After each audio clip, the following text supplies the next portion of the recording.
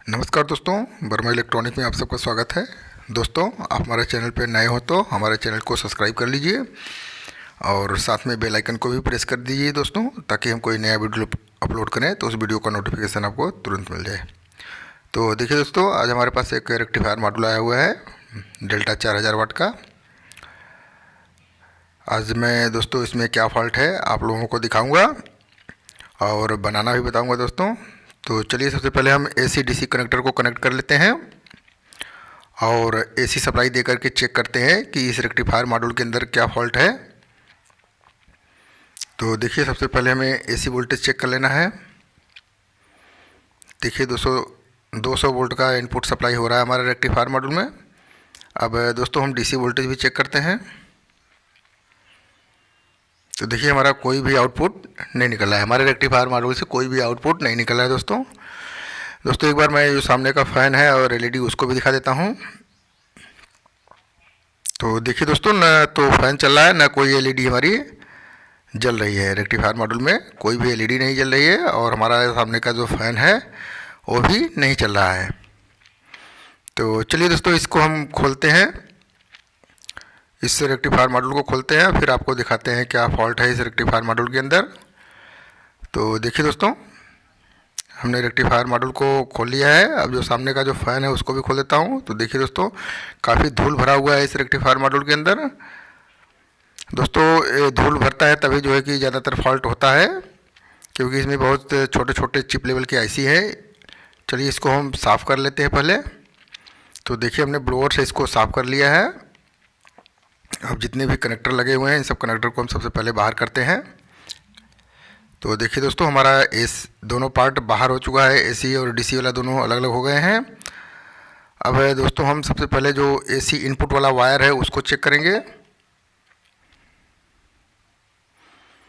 Continuity range पे रख करके इनपुट AC वाला जो है कि कंटिन्यूटी चेक करेंगे कि हमारा वायर सही है कि नहीं है। तो देखिए दोस्तों, कंटिन्यूटी आ रहा है फेस वाले पर, हमारा फेस वाला वायर सही है। अब हम न्यूट्रल वाले को भी चेक करेंगे। तो देखिए, यहाँ भी हमारा कंटिन्यूटी आ रहा है, इसका मतलब हमारा फेस और न्यूट्रल का वायर जो है वो सही है। अब दोस्तों, ये फॉल्ट हमारा AC वाले पार्ट में है, तो इसमें जितने भी स्क्रू लगे हुए हैं उन सबको सबसे पहले हम खोलते हैं।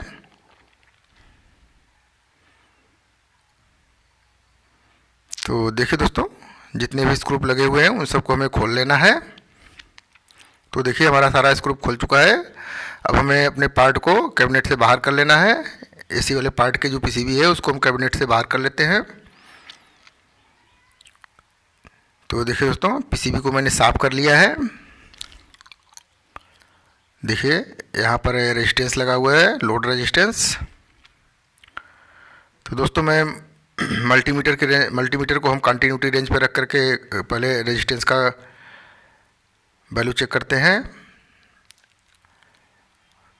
तो देखिए दोस्तों, हमारे रेजिस्टेंस पे कोई कंटिन्यूटी नहीं आ रहा है, कोई वैल्यू भी नहीं आ रहा है। इसका मतलब हमारा रेजिस्टेंस ओपन हो चुका है। अब हम इस रेजिस्टेंस को ओपन होने का मतलब होता है दोस्तों कि हमारे आगे सर्किट में कोई फॉल्ट हुआ है, या तो हमारा मॉसफेट उड़ा हुआ है या तो हमारा डायोड ट्रांजिस्टर उड़ा है। तो चलिए हम इन सबको चेक करते हैं। तो थोड़ा सा जूम पहले हम कर लेते हैं, फिर उसके बाद आपको दिखाते हैं। तो देखिए, यहाँ पर हमारा रेजिस्टेंस दिखा रहा है, यहाँ पर हमारा रेजिस्टेंस दिखा रहा है, कंटिन्यूटी आ रहा है दूसरे पिन पर, इस पिन पे हमारा रेजिस्टेंस दिखा रहा है, इस पे कंटिन्यूटी आ रहा है। इसका मतलब हमारा आगे कोई एक ट्रांजिस्टर शॉर्ट है। तो देखिए, यहाँ तीनों पॉइंट पे हमारा कंटिन्यूटी आ रहा है, ये मॉसफेट हमारा शॉर्ट है। तो देखिए, यहाँ पर भी हमारा रेजिस्टेंस एक पिन पर रेजिस्टेंस आ रहा है, दूसरे पिन पे हमारा कंटिन्यूटी आ रहा है। इसका मतलब जो पीछे वाला रेजिस्टेंस है वो हमारा शॉर्ट है। इसको मैं चेक करता हूँ फिर से एक बार। तो देखिए, कंटिन्यूटी इस पर भी आ रहा है, इस पर भी आ रहा है,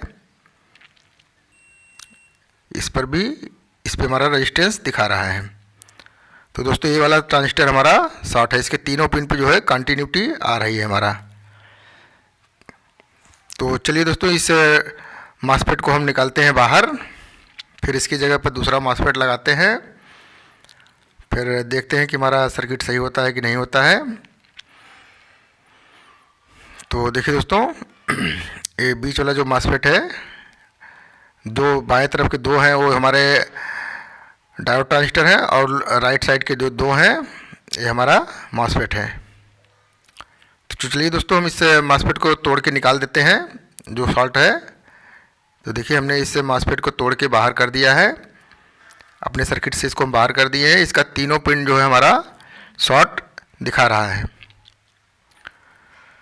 और दोस्तों, जहाँ से हमारा ट्रांजिस्टर, हमने ये ट्रांजिस्टर के पिन को तोड़ के निकाला है, उस पिन के जो पीसीबी है उसको हम ट्रैक को साफ़ कर लेंगे और इसमें दूसरी मासफेट लगाएंगे। तो देखिए दोस्तों, मैंने एक दूसरा मासफेट उसमें लगा दिया है, अपने पीसीबी के ट्रैक पर दूसरा मासफेट लगा दिया है। अब मासफेट के तीनों पिन को हम सोल्डर कर देंगे।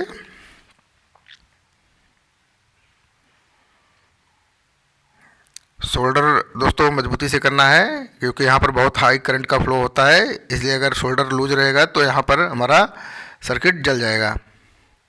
इसलिए सोल्डर को थोड़ा सा मजबूती से करना है। मासफेट के जो तीनों पिन हैं उन पिन को सोल्डर मजबूती से करना है। तो देखिए, हमारा मासफेट के तीनों पिन को पीसीबी पर सोल्डरिंग कर लिया गया है। अब दोस्तों, इधर का जो देखिए, एक यहाँ पर पीएफ लगा हुआ है जो एसी इनपुट सप्लाई के वोल्टेज के पैरेलल में लगा रहता है। ये पीएफ भी हमारा, देखिए मैं दिखा रहा हूँ जूम करके, फट गया है। इसको भी हम बाहर कर लेते हैं।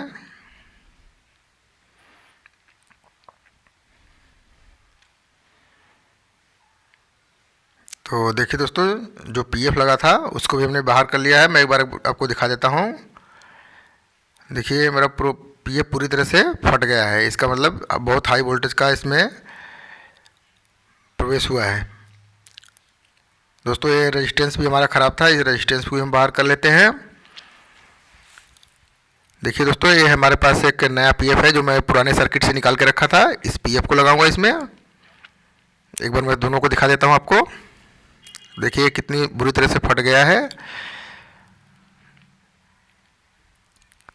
दोस्तों, 33 ओम्स का रेजिस्टेंस भी हमारा ख़राब है, उस रेजिस्टेंस को भी हम लगाएंगे इस रेजिस्टेंस की जगह पर। तो देखिए दोस्तों, मैंने पीएफ को अपने सर्किट पे लगा लिया है। अब हम 33 ओम्स के रेजिस्टेंस को भी अपने सर्किट पे लगाएंगे।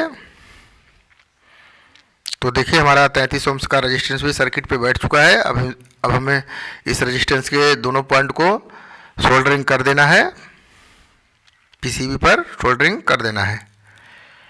तो देखिए दोस्तों, हमारा रेजिस्टेंस सर्किट पे लग चुका है।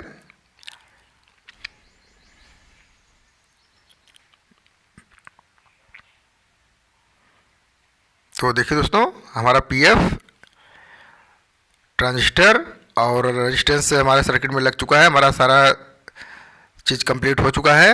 अब दोस्तों, इसमें जो सामने का हीट सिंक लगा हुआ है मॉसफेट पे, उसको भी हम लगा देते हैं।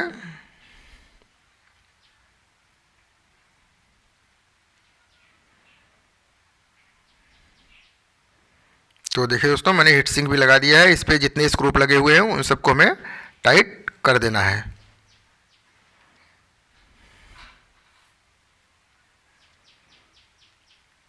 तो देखिए दोस्तों, जितने भी स्क्रू लगे थे वो सब टाइट हमारे हो चुके हैं। अब दोस्तों, हम इस सर्किट को अपने कैबिनेट पे बैठाते हैं। कैबिनेट पे बैठाने के बाद दोस्तों, जितने भी स्क्रू लगे हुए हैं उन सब स्क्रू को हमें टाइट कर लेना है।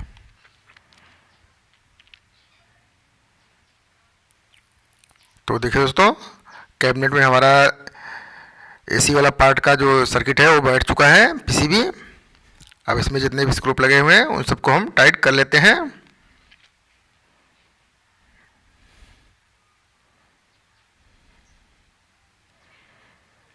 तो देखिए दोस्तों, हमारा सारा स्क्रू टाइट हो चुका है।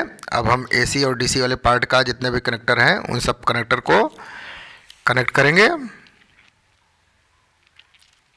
तो देखिए, हमारा सारा कनेक्टर लग चुका है। अब जो आगे का फैन का कनेक्टर है उसको भी हम लगा देते हैं। तो देखिए दोस्तों, फैन का कनेक्टर भी लग गया है। अब हम स्क्रू जितने भी रेक्टिफायर मॉड्यूल के स्क्रू थे उसको भी लगा देंगे और AC/DC कनेक्टर को कनेक्ट करके सप्लाई दे करके चेक करेंगे कि हमारा रेक्टिफायर मॉड्यूल सही हुआ कि नहीं हुआ। तो देखिए दोस्तों, रेक्टिफायर मॉड्यूल का फैन चल गया है और एक सामने ग्रीन LED हमारी जल रही है। हमारे रेक्टिफायर मॉड्यूल में ग्रीन LED भी जल रही है और हमारा फैन चल रहा है। तो चलिए दोस्तों, इसको मल्टीमीटर से हम वोल्टेज भी चेक कर लेते हैं।